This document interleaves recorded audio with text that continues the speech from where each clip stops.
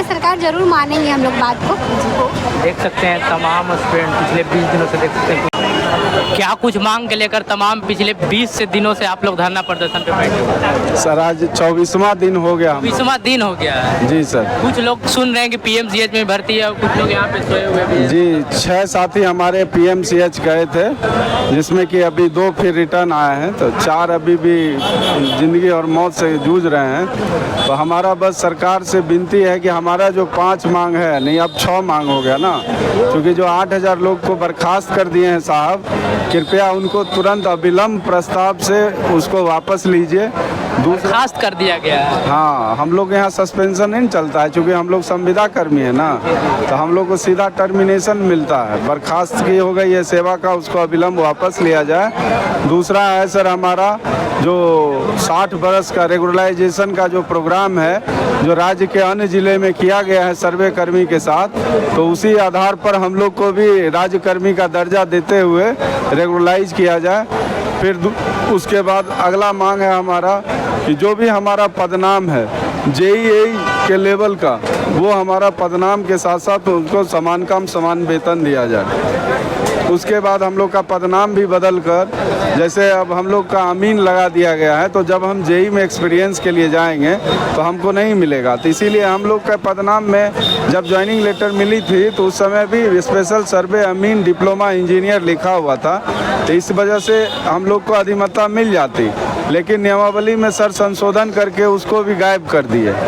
तो इसी के वजह से जो यही सब मुख्य मांग है, जिस वजह से हम लोग यहाँ पे बैठे हुए हैं, और कुछ साथी हमारे पिछले 12 दिनों से आमरण अनशन पे भी बैठे हुए। 12 दिनों से आमरण अनशन पे बैठे? एकदम हम 12 दिनों से सर बैठे हुए। पिछले बार भी आप लोग कहीं न कहीं आंदोलन किए थे, कहीं न कहीं धरना प्रदर्शन किए, तो उस समय क्या हुआ था, क्या मांग हुआ? 2022 में सर हम 2022 में हुआ था। 22 में आंदोलन किए थे हम लोग, तो उसमें हुआ था क्या, जयसिंह सर के द्वारा वार्ता भी की गई थी।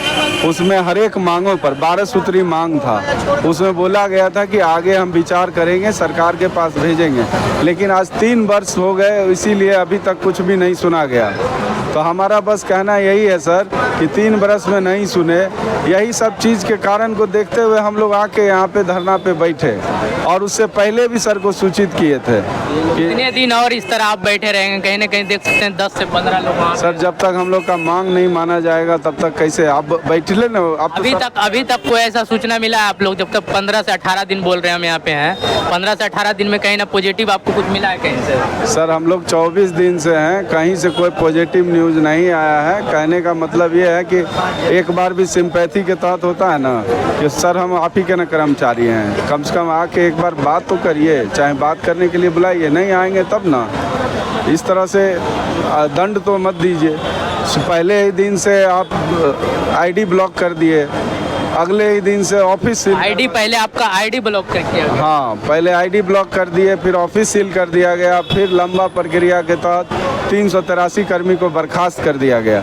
फिर सरकार द्वारा अपील किया गया कि कर्मी लौटिए, नहीं तो हम सबको बर्खास्त करेंगे। तो कुछ कर्मी हमारे लौट भी गए और वो लोग अपना काम कर रहे हैं, लेकिन हमारे यहाँ अभी 8000 कर्मी हैं जिसको कि रोजगार छिना के बैठा दिए हैं। तो जब 8000 को हटा दिया गया? 8000 को हटा दिया गया। क्या लग रहा है आप 10 से 15 दिनों में फिर आचार संहिता लागू हो जाएगा, फिर आप लोग को हटाया जाएगा, फिर क्या करेंगे? सर अंतिम क्षण तक तो संघर्ष करेंगे। जो भी मांग मनवाने का जो तरीका है, हम लोग सत्याग्रही हैं, हम लोग का मांग पर विचार तो घर परिवार पूरा जॉब सब कुछ छोड़ के यहाँ पे हैं। अब है तो सर क्या करें, दर्द है, दर्द और दुखरा ही सुना सकते हैं आपको। अभी ऐसा कुछ मिलेगा तो ज़रूर आपको खुशी में भी शामिल करेंगे, लेकिन कहना बस यही है कि सर कल भी विनती कर रहे थे, आज भी विनती कर रहे हैं, हम लोग के मांग पर विचार करिए और हम लोग का मांग को सुनिए, और हम लोग जाएंगे और तुरंत महाअभियान को सफल बनाएंगे। लेकिन ये दोष आरोपण करके हम लोग महाअभियान को विफल बनाने का काम किए हैं, तो ऐसा मेरा नीति और कुछ भी नहीं था। लेकिन अगर हम आपको सूचना दे के आए तो आप 16 से पहले हम लोग से क्यों नहीं मिल लिए?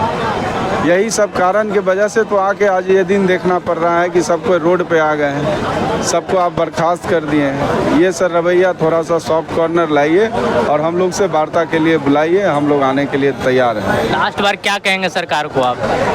शुरू से विनती किए थे, बस विनती कर रहे हैं। आगे और क्या कहेंगे।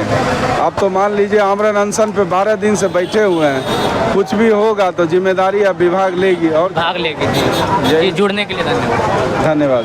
देख सकते हैं तमाम स्टूडेंट, कम से कम 10,000 की संख्या में छात्र, जितने भी इनको बर्खास्त कर दिया गया। डिटेल इन्फॉर्मेशन लेने की और हम बात करेंगे कुछ छात्रों से मिले। ये तो मांग जो है पहले 5 था, लेकिन अभी भी 6 हो गया है, क्योंकि अभी उसमें सबसे पहला है कि जितने संविदा बर्खास्त किए गए हैं उनको वापस सेवा में लिया जाए। दूसरा पहला और मुख्य मांग है कि हम लोग 60 साल किए जाए। हम लोग पिछले 5 साल से इसमें काम कर रहे हैं, आगे आने 6 महीने बाद निकाल देगा तो हम लोग फिर कहाँ जाएंगे, हम लोग फ्यूचर कहाँ है।